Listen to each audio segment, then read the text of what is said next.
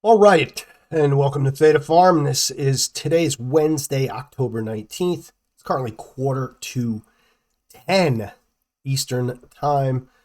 We have sold off a bit. We are rallying back a little bit. I do have, as far as today's concerned, a couple of things. Netflix came in. Our Netflix trades from yesterday came in pretty nicely. We sold the 280s, 220 or 210 strangle, and that came in pretty nicely. Made a little bit of money. I mean, it wasn't that big of a home run. Volatility did collapse.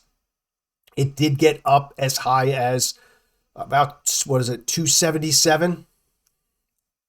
Has since backed off and made a few bucks. Really didn't, not going to get excited about it because it really didn't make that much money. Our UAL trade is not coming in at all. In fact, we're down about 23 bucks in that one. That did not come in, even though it is rallying. It's really hurting us right now is that short call that we are because it's up so big. It's up a couple of bucks. It's up $2. So didn't expect that, but I'm going to hang in there for it with it. I'm out in November. You see I marked a little bit of a short-term bottom here in it. Whether it holds or not, I mean, it's a pretty good sign that it's actually rallying the way it did. I didn't even look at the earnings to see. I don't know if they were good, bad, or what. I honestly don't really care, at this point. It looks like they were good. Everything was green. It looks like it was a surprise. The only thing you could expect is that the expectations were so low that it really didn't matter. And then Procter & Gamble never got filled on it. So, I mean, I tried to put that trade out there on Procter & Gamble and didn't get filled. And that is actually up $3. And just looking at that on the surface, that would have come in because, as I said, we were going to be selling some puts in there, and with it up a couple of bucks, almost $4, those would have come in pretty nicely, but didn't get filled. And those are the things that actually happen. And, quite frankly, that it happens a lot, but, nobody on any of these investment channels is ever going to tell you that. If they were right, they're going to say, yeah, we were right. And they're not going to tell you, well, hey, what? We tried to put in a trade and we didn't get filled. And is what it is. So that's kind of where we stand today.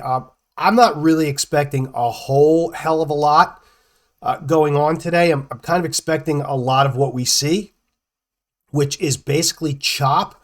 There are some earnings, some pretty big earnings tonight. So let's take a look at those and not really get into like levels and all this other stuff because I just not really seeing. You see, I have here marked 37.85. I have that marked from yesterday, and we never got up there.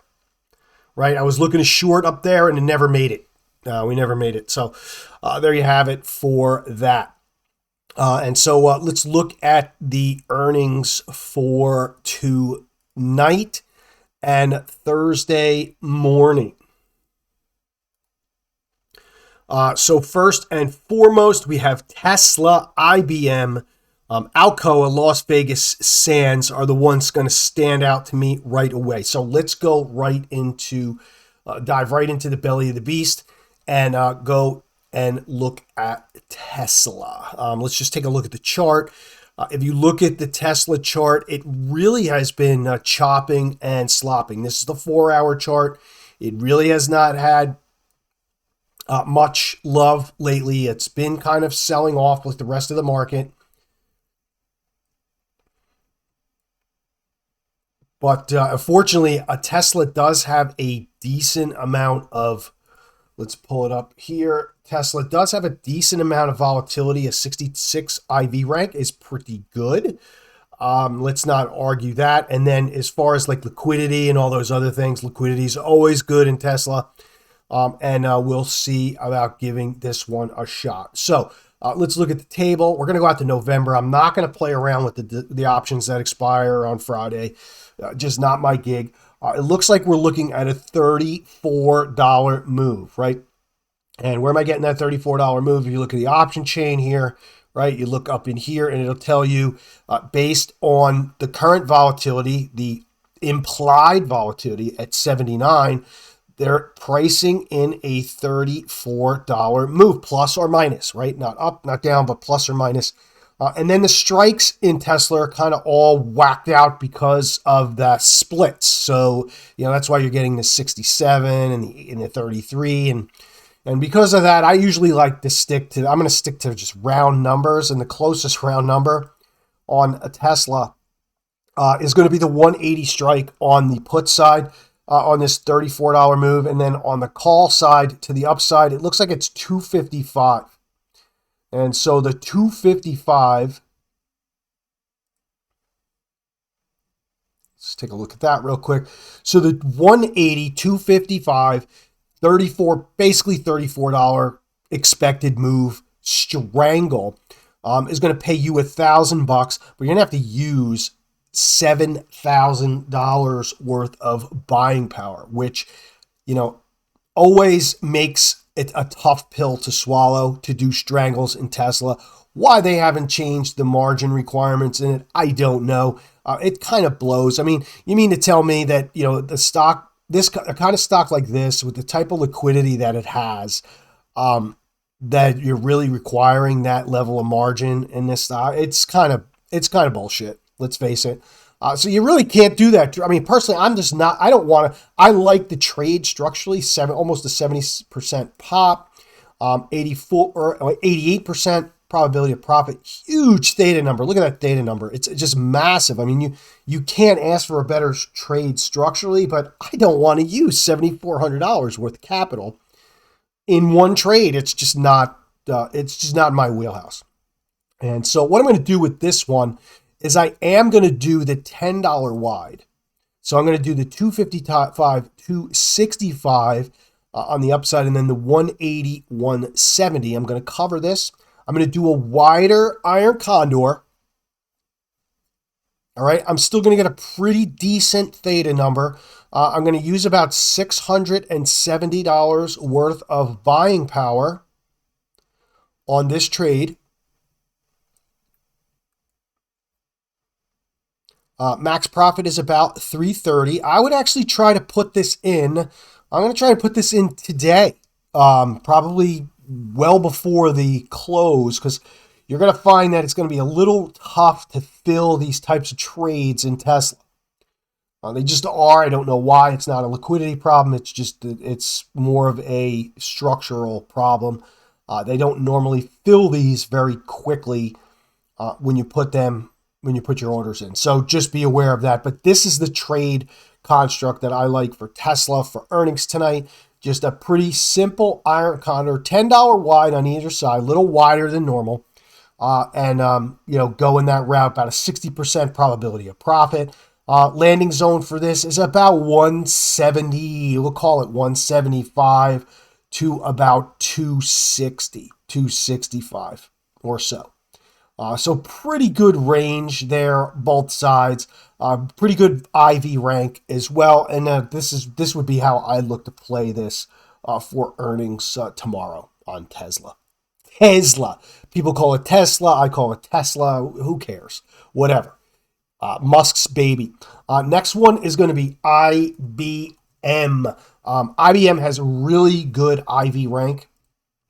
It's normally not a very fun stock to trade for earnings because normally it's very tight. Like you can see, only expecting about an $8.50 move here. So there's really not going to be a lot of wiggle room in this one.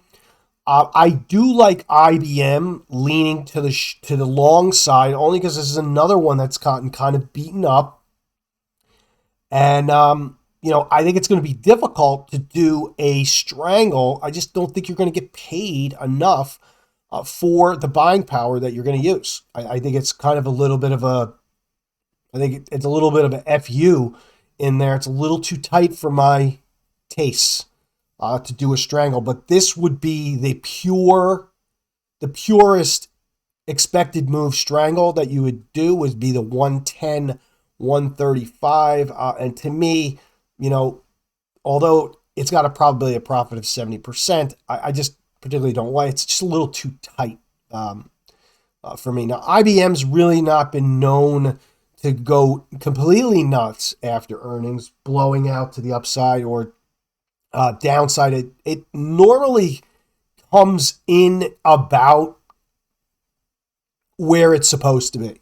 It normally comes in within the expected move. So the trade that I actually like here is just a little put spread. In fact, maybe like a 115, 105, a $10 wide little put spread. I understand I'm using a little bit of capital here. I'm using about $800 worth of capital, but I'm synthetically long. I do have a little bit of downside protection. I'm almost $10 to the downside, so I'm still within the expected move. And I kind of like leaning a little bullish on this one for earnings. It's just more of a feeling. It's not any rationale or anything. It's just because the stock has gotten beaten up. And if earnings do disappoint a little bit, do I see it getting annihilated? I'm not sure, but I do believe that it's going to hold up over 110. And that's kind of why I like this trade. I'm going to bring in $165 worth of credit. And I might get assigned, so I have to be aware of that. And if I do, I don't know if I'm going to be so heartbroken about getting assigned and getting 100 shares of IBM at 115. So that's kind of the trade I like. 74% probability profit, simple put spread, nothing fancy here. If you want to kind of hedge your bet a little bit, go and sell the Iron Condor here, or go and sell the call spread here out on the outside, maybe the 135, 145. You want to hedge yourself, give yourself a little more delta neutral trade. You could do that as well. So either the Iron Condor here straight up 115, 135, pretty much at the expected move, and then it's a completely risk-defined trade. You are doing the $10 wide or just the put spread. I personally like just the put spread. You're using the same amount of capital, whichever trade you do. It's just one of those trades that it is what it is. And so that's kind of like what I like here on IBM. All right, last but not least is Las Vegas Sands. I'm probably not going to do, I don't know, we'll look at Alcoa too. And then tomorrow morning we'll look at a couple. And Alaska Airlines not up yet. Now, Las Vegas Sands is pretty much the gambit is at your disposal here. You could do pretty much anything in here. Good IV rank, expected move of about 480, 490 or so here on an expected move. The thing about Las Vegas Sands is the margins are going to be really, really good in here. This is going to be another one that I'm probably going to lean a little bit to the bullish side on earnings, because it's just another one that's gotten a little beat up, and I actually like the ratio here. I do like the ratio, and I prefer probably the 33-32 ratio, and that's a 77% probability of profit. And I kind of feel like it's worth, here it is right here. You're going to use about $400 worth of buying power, which is great for a stock like this. Max profit is about $200. Like I said, almost an 80% pop on this one. 86% probability to make 50%. And you can see my delta, I'm leaning a little long here. And I'm going to try and do this one for 95 cents. I'm going to try to squeeze a few pennies out of it. But that's how I prefer to play Las Vegas Sands here on earnings. And so the put ratio, buy 133, sell 232s, not use a lot of buying power. And like I said, you can really get creative here with Las Vegas Sands. I mean, even if you wanted to hedge yourself a little bit, I would go up and sell possibly the 40. Excuse me, the 40 call here. Bring in a little bit of extra premium. You can see even selling this 40 up here on the upside, it's going to reduce my delta and make it negative. But not only that, but I'm not adding anything to my buying power. All right, and so then I'm kind of playing the range a little bit, and then so again, I'm just throwing that option out there as well. But for me, I'm just going to stick to the straight old ratio trade, and I'll call it a day. So there's Las Vegas Sands. Now I'm going to do Alcoa, AA. This one, this one's usually kind of a slob when it comes to earnings. You can see it's a pretty tight range. It's only about $5 expected move here, which kind of stinks. You can see there's really no strikes to kind of play. And this is yet another one where if you look at the tape action, it has gotten beaten up. It's going to be really difficult to just do to do the expected move strangle. It's going to be really tough. The thing that's nice about it is Alcoa's got great margins. I mean, you can see I'm selling the 30.45 strangle here in November, and I'm not using any buying power. Now, although I would prefer to lean a little long on something like this for earnings, I'm kind of in the expected move here, $5 expected move. To the downside, I'm at the 30. On the upside, I'm at the 45. So I'm going to do the strangle here. Alcoa, not one known to really blow out or blow up on earnings for the most part. And, good IV rank. So to me, this one's right in the wheelhouse. And I'd probably try to squeeze a 190 out of this if you could. Possibly it balloons up to $2 near the close today. So keep an eye on this one. I think this is probably the best trade on the board for your money. Again, because you're only using $300 worth of buying power. Probability of profit, 71%. Probability to make 50% of max profit is 83%. Pretty decent theta number in there. And max profit is close to $200. So to me, this one is by far the best one on the board.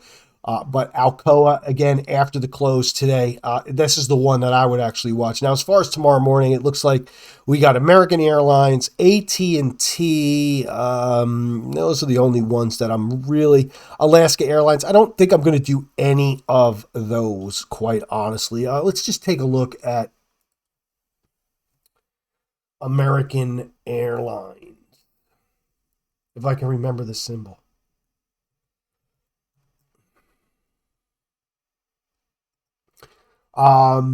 Pretty decent IV rank. If United Airlines any indication on what American will do, that could be a possibility. Problem here is that this is a really tough stock to trade when it's $13. So the trade that I like the best here for earnings in American Airlines is a little synthetic. I'll call it like a synthetic covered call. And what is a synthetic covered call? Well, I'm basically going to sell a fairly deep in the money put, the 16 put. It's going to give me $236. And I'm going to sell basically a call against, which is synthetically stock, which is a synthetically long stock. So at 81 or negative 81 deltas, I'm short the put, so I'm basically long about 80 shares in this scenario. And so what I'd want to do is sell something equal. So basically I'm about synthetically, you see, delta is extremely high here, 45. I kind of like this trade, which is kind of like a synthetic covered call. So I'm selling the 16 put, and then the reason I'm doing this is because I'm bringing in a decent amount of premium. My cost basis on this is about where the market price is. And, if it goes down, I can roll my call down. I have time. I can also roll my put as well. So I kind of like this trade. Which is a synthetic covered call. Kind of weird. But, there's really no other way to really play this because it's a cheap stock. It's only $13. And the reason I like it is because I'm not using a lot of buying power. I'm using only $276 to basically synthetically be 44 shares long. A lot cheaper than just going and buying the stock. All right, so I kind of like that trade. And that's for tomorrow morning. Again, I'm not crazy about it, but I kind of, like it for be a little different. And, maybe you get a little, and this is